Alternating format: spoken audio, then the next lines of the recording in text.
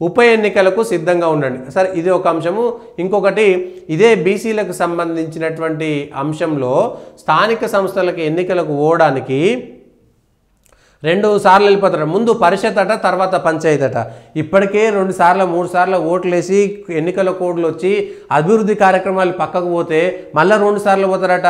దయచేసి గౌరవ కోర్టు దీంట్లో జోక్యం చేసుకోవాలి, ఎన్నికల కమిషన్ జోక్యం చేసుకోవాలి, కేంద్ర రాష్ట్ర ప్రభుత్వాలు ఆలోచన చేయాలి, రాష్ట్రపతి గారు కూడా ఆలోచన చేయాలి. వద్దు, దండం పెడతాం, దయచేసి 10 సార్ల ఓట్లు వద్దు, ఒకేసారి ఎంపీటీసీ, జెడ్పీటీసీ, సర్పంచ్ 3 ఓట్లు ఒకటేసారి వేసే విధంగా ఆదేశాలు ఇవ్వండి. వద్దు 2 సార్లు 3 సార్లు వద్దు, ఇంకా ఓట్ల రాజకీయాలు వద్దు.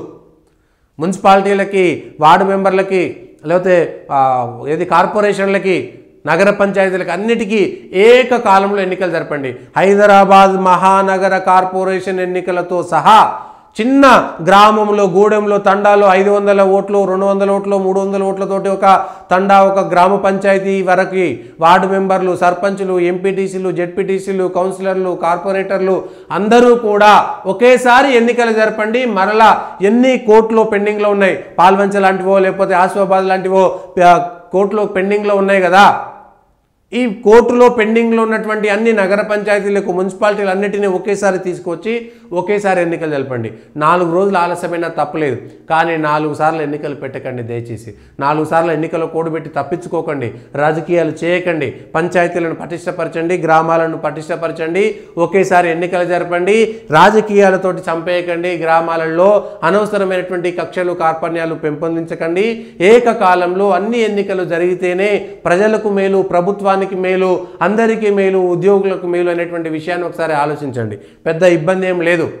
ఓటర్లు ఓటేస్తారు, పెద్ద ఎమ్మెల్యేలు, ఎంపీలకు ఒకేసారి ఓటేసినప్పుడు, ఒకేసారి ఇబ్బంది లేనప్పుడు 3 ఓట్లు వేస్తారు. అంతకంటే ఎక్కువ ఉన్నది.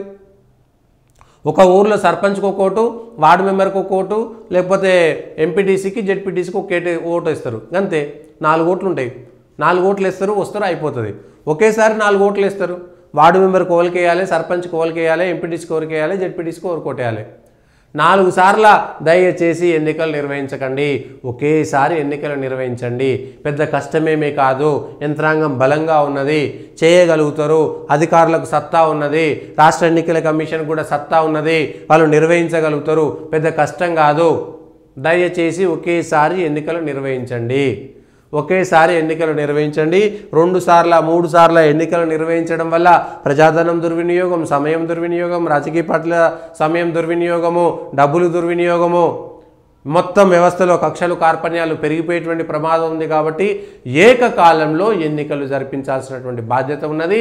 అవసరమైతే ఈ విషయంలో ఎవరైనా కోర్టుకు వెళ్ళండి, ఏదైనా చేయండి, కానీ మళ్ళా ఒకేసారి ఎన్నికలు జరిగే విధంగా ప్రయత్నాలు చేయాల్సినటువంటి అవసరం మాత్రం ఉన్నది.